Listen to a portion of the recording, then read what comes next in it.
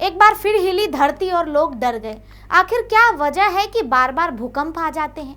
आइए समझते हैं कि ऐसा क्यों होता है। नमस्कार, न्यू इंडिया लाइव में आपका स्वागत है। मेरा नाम है आर्या झा। भारत के लोग एक बार फिर से सहम गए हैं जब धरती हिल गई है। दिल्ली एनसीआर समेत भारत के कई हिस्सों में भूकंप के तेज झटके बार बार महसूस किए जा रहे हैं। झटका आने के बाद लोग अपने अपने घरों से बाहर निकल जाते हैं।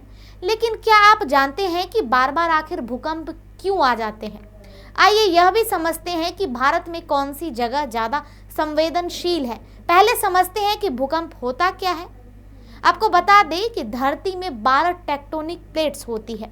जब टेक्टोनिक प्लेट्स की स्थिति में परिवर्तन होता है, या आसान शब्दों में यह कह सकते हैं कि इन प्लेट्स के आपस में टकराने पर जो ऊर्जा निकलती है उसे ही भूकंप कहा जाता है। ये प्लेट्स बहुत धीमी रफ्तार से घूमती रहती है और हर साल अपनी जगह से 4 से 5 मिली तक खिसक जाती है। ऐसे में कोई प्लेट किसी से दूर हो जाती है तो कोई किसी के नीचे खिसक जाती है। इस प्रक्रिया के दौरान प्लेट्स के टकराने से भूकंप आता है। यहाँ एक और समझने वाली बात है कि भारत में भूकंप के क्षेत्र को जोन में बांटा गया है। इसके साथ ही यहाँ यह भी जानना जरूरी है कि रिंग ऑफ फायर के होने के कारण दुनिया में सबसे ज़्यादा भूकंप इंडोनेशिया देश में आते हैं।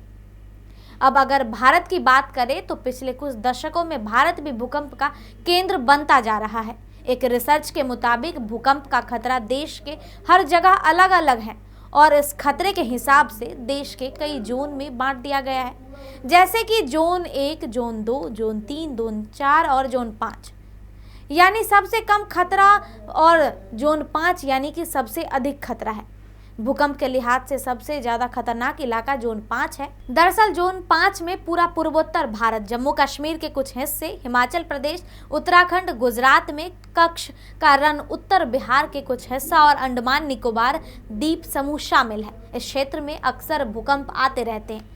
जोन 4 में जम्मू कश्मीर और हिमाचल प्रदेश के बाकी हिस्से, दिल्ली, सिक्किम, उत्तर प्रदेश के उत्तरी भाग, सिंधु, गंगा, थाला, बिहार और पश्चिम बंगाल, गुजरात के कुछ हिस्से और पश्चिमी तट के समीप महाराष्ट्र का कुछ हिस्सा और राजस्थान शामिल है। वहीं जोन 1 की बात करें तो भूकंप के लिहाज से सबसे कम खतरे वाला जोन 1 ही मानी जाती है। जोन 1 में पश्चिमी मध्य प्रदेश, आंध्र प्रदेश, कर्नाटक, पूर्वी महाराष्ट्र और उड़ीसा के हिस्से आते हैं। जोन 2 में राजस्थान, तमिलनाडु, मध्य प्रदेश का कुछ हिस्सा, पश्चिम बंगाल और हरियाणा को शामिल किया गया है। जोन 3 की बात करें तो इसमें केरल, बिहार, पश्चिमी राजस्थान, पंजाब, महाराष्ट्र, उत्तर प्रदेश, पूर्वी गुजरात और मध्य प्रदेश का कुछ हिस्सा आता है।